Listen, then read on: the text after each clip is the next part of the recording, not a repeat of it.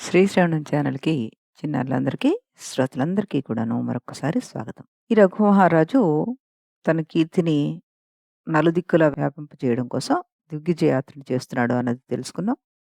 అలాగే అతడు తూర్పు నుంచి జయించుకుంటూ వస్తూ కళింగ రాజ్యం ఇవన్నీ జయించిన తర్వాత అతడు ఇంకా ముందుకు వెళ్తున్నట్ట. ఆ వర్ణన ఇప్పుడు చెప్తున్నారనమాట. ఇంద్రియాలనే శత్రువులను జయించడానికి యోగి తత్వజ్ఞాన మార్గాన్ని అనుసరించినట్లుగా పార్సీకులను జయించడానికి రఘుమహారాజు నేలబాటను అనుసరించాడు.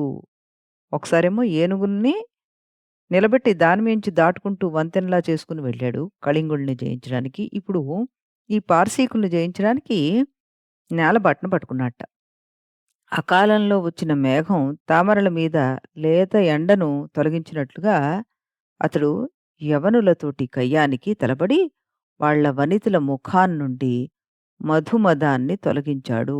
మెండైన గుర్రపు దండుగల ఆ పడమటి దేశపు రాజులతోటి పోరు ఘోరంగా జరిగిపోయిందిట. అప్పుడే రేగిన దుమ్ములో ఎదుట శత్రువులు ఎవరికీ కనిపించలేదు. ధనుష్టాంకారాల వినికిని బట్టి ఒకరిపై ఒకరు బాణాలు ప్రయోగించుకున్నారు. అంటే ఆ దుమ్ము లేచేసరికల్లా ఎవరు కనబడలేదు. కానీ ఆ సౌండ్‌ని బట్టి వాళ్ళు ఒకళ్ళ మీద ఒకళ్ళు బాణాలు ప్రయోగించుకున్నట్ట. వినికిడిని బట్టి వాళ్ళు బాణాలు వేసుకున్నారన్నాం గదా! తర్వాత గడ్డాలు, మీసాలు దట్టంగా ఎదిగున్న వారి తలలను రఘు బల్లెలతో తెగవేశాడు. తెగి కింద పడ్డ ఆ తలలు తేనెటీగలు కమ్మిన తేనె పట్టులాగా భూమిని ఆక్రమించేసాయి. అంతమందిని ఆయన హతమార్చాట. చావు దప్పించుకున్న మిగిలిన యవనులు శిరస్త్రణాలను తొలగించుకొని ఆ మహారాజును శరణుజొచ్చారు. అతడు వాళ్ళని మన్నించాడు. పెద్దల కోపము నమస్కారంతో శాంతిస్తుంది కదా మరి. రఘుమహారాజు సైనికులు అక్కడి ద్రాక్ష తోటలో మేలైన చర్మాసనాలపైన కూర్చుని మద్యం సేవిస్తూ అలసట తీర్చుకున్నారు. తర్వాత సూర్యుడి కిరణాలతో నీరు పీల్చినట్లుగా బాణాలతోటి ఉత్తర దిక్కు రాజులను నిర్మూలిస్తూ రఘుమహారాజు పయనం సాగించాడు. అతని అశ్వాలు సింధు నదీ తీరంలో మార్గాయాసము తీర్చుకున్నాయన్నమాట. పొరలాడేటప్పుడు స్కంధాలకంటుకున్న కుంకుమ పూరేకులను అవి ఒళ్ళు దులుపుకొని రాల్చేసేట. అక్కడ హుణాదేశపు రాజులు అతనితో సమరానికి తలపడ్డారు. అతడు అవక్రమ విక్రమంతోటి వాళ్ళను తెగటార్చట. వారి అంతఃపుర స్త్రీలు పాపం మొహాలు ఎరుపెక్కేట్లుగా బాదుకుంటూ రోదించారట. కాంభోజరాజులు రఘువు పరాక్రమానికి తట్టుకోలేక అతని ఏనుగుల కాలి కట్ల లాగుడుకి వంగిన ఊడుగు చెట్లలాగా వంగిపోయారు. వాళ్ళతనికి మేలైన గుర్రాలతో సహా ఎత్తైన బంగారు రాసులు కానుగ్గా ఇచ్చారు. అయినా అతడందుకు గర్వపడలేదట. తర్వాత అతడు అశ్వ సహాయంతోటి హిమవత్ పర్వతాన్ని ఎక్కాడు. అక్కడ గుర్రాలను లేపిన గైరికాది ధాతువుల ధూళి ఆ కొండ శిఖరాలు పైకి ఎగురుతున్నాయా అన్నట్టుగా భ్రమను కలిగించాయట. సైన్యం పెద్ద కలకలంతోటి పక్కన వెళ్తున్న గుహల్లో పడుకున్న సింహాలు బెదరకుండా మెడలు తిప్పి వెనక్కి చూసి సైనికులతో సమానమైన బలం తమకుంది అన్నట్టుగా వ్యక్తం చేశాయట.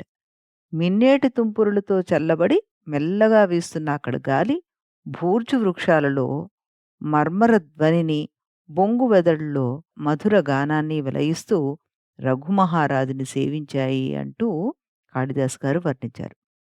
తర్వాత సైనికులు సురపొన్నల కింద పడుకొని కస్తూరి మృగాల కస్తూరితో గుబాళించే శిలాతలపాలపైన వాళ్ళు విశ్రమించారు. రాత్రి వేళలో సరళ వృక్షాలకు కట్టివేసిన ఏనుగుల మెడ గొలుసులలో ప్రతిబింబించిన జ్యోతిష్మతీ లతలు నూనెతోటి పనిలేని దీపాల్లాగా ఉపయోగపడ్డాయట వాళ్ళకి. ఇదంతా ఎక్కడ? ఆ హిమవత్ పర్వతం దగ్గర. సైన్యం అక్కడి నుండి వెళ్ళిన తర్వాత ఏనుగుల మెడ గొలుసుల రాపిడితోటి ఎత్తైన గుర్తులు ఏర్పడ్డాయి. ఆ దేవదారు వృక్షాలను చూసి బోయవాళ్ళు ఆ గజాల దేహ ప్రమాణాన్ని ఊహించుకొని ఆశ్చర్యపోయారట. ఆ దేవదారు వృక్షాలకి వృద్దుగున్నాయి గదా మెడలు. వాటి ఎత్తు, వాటి పరిమాణము ఊహించారట ఈ బోయవాళ్ళు. అక్కడ రఘుమహారాజుకు ఉత్సవ సంకేతులనబడే కొండరాజులకు ఘోరమైన పోరాటం జరిగింది. అప్పుడు బాణాలు, విసిరివేసిన గుదియలు, రాళ్ళు వీటి రాపిడికి నిప్పులు చెలరేగాయట. చివరికి రఘువు శర పరంపర ప్రయోగించి వాళ్ళనందరినీ జయించాడు. కిన్నెర్లు అతని విజయాన్ని ప్రశంసిస్తూ పాటలు పాడారట. ఆ పర్వతవాసులు అతనికి వెలలేని కానుకలర్పించారు. అప్పుడు మహాబలవంతులైన వాళ్ళను ఓడించిన రఘుమహారాజు సారం హిమవంతుడికి, అట్టి కానుకలకు నెలవైన హిమవంతుడి సారము రఘుమహారాజుకి బోధపడింది అంటూ కాళిదాస్ గారు రాశారు. దిలీపసుతుడు అనంతమైన తన కీర్తిని హిమాద్రిపై ప్రతిష్ఠించాడు. పూర్వం రావణుడు ఉర్రూతలూగించిన కైలాసంపై మళ్ళీ తాను దాడి జరపడం తగదని కాబోలు కైలాసాన్ని సిగ్గుపడజేసే వానిలాగా అక్కడి నుండి క్రిందకి దిగి వచ్చాట. తర్వాత అతడు లోహిత్యా నదిని దాటాడు. అప్పుడు అతని గజాలను కట్టివేసిన నల్ల అగరు చెట్లు వణికినట్లే ప్రాగ్జ్యోతిషపురము రాజు ఎవరైతే ఉన్నారో అతను గడగడా వణికిపోయాట. సూర్యుడిని కనిపించనీయకుండా మేఘంలాగా ఆకాశమంతా కమ్ముకున్న రఘు రథాల ధూళి చేతే అతడు భయపడిపోయాడు. ఇక సైన్యాన్ని చూస్తే ఏమైపోయి ఉండేవాడు పేరే చెప్పాలా?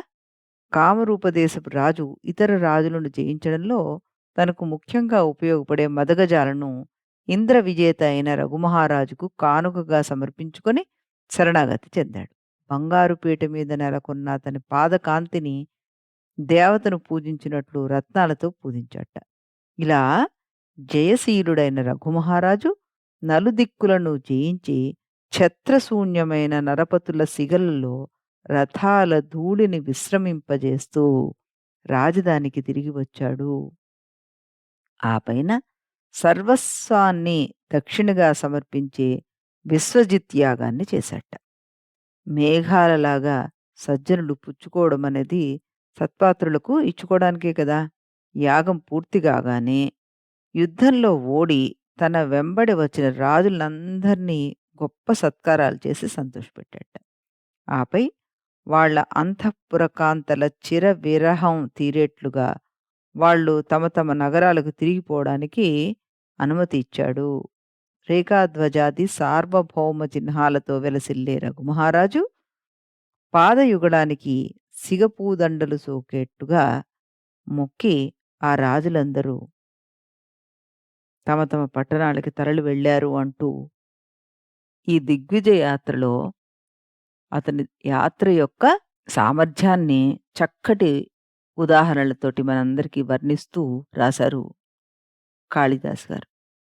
మళ్ళీ మనం రేపు రఘుమహారాజు పరాక్రమం ఈరోజు చూసాం గదా! రేపు మనం ఔదార్యం చూద్దాం. ఈ ఔదార్యం గురించి ఏ విధంగా చెప్పారు? ఇది రేపటి ఎపిసోడ్‌లో విందాం మనం. అంతవరకు సెలవు.